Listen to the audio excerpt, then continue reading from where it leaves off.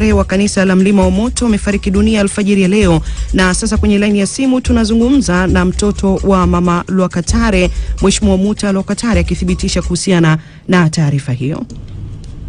Ni kweli. Ndiyo.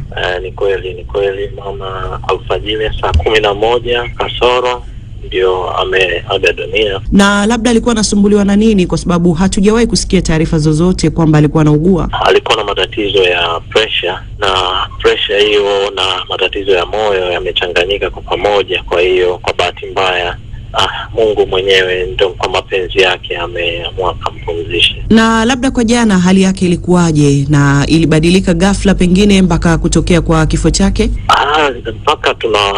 Mpaka anakwenda mapumziko alikuwa hana hali mbaya sana, na alikuwa anapumua vizuri, aliomba chakula akala, lakini baadaye usiku mkubwa ndo hali ikaja ikabadilika, sasa ikawa mbaya zaidi. Na amefia wapi, nyumbani ama hospitali? Hapana, yuko hospitali.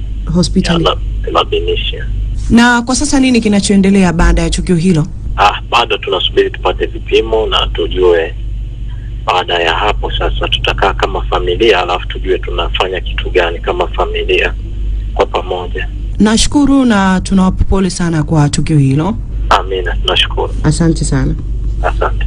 Ni sauti ya mtoto wa mama Gertrude Lwakatare, Mheshimiwa Muta Lwakatare, akithibitisha kuhusiana na taarifa ya kifo cha mchungaji Mheshimiwa Gertrude Lwakatare wa kanisa la Mlima Moto, ambaye amefariki dunia alfajiri ya leo akisumbuliwa na pressure, maugonjwa wa moyo. Ndizo taarifa ambazo zimetufikia vipunde, msikilizaji wa Radio 1 Capital Radio pamoja na mtazamaji wa ITV. Mwenyezi Mungu aipumzishe roho yake mahala pema peponi. Amin. Na hizo ndizo habari zilizotufikia hivi punde.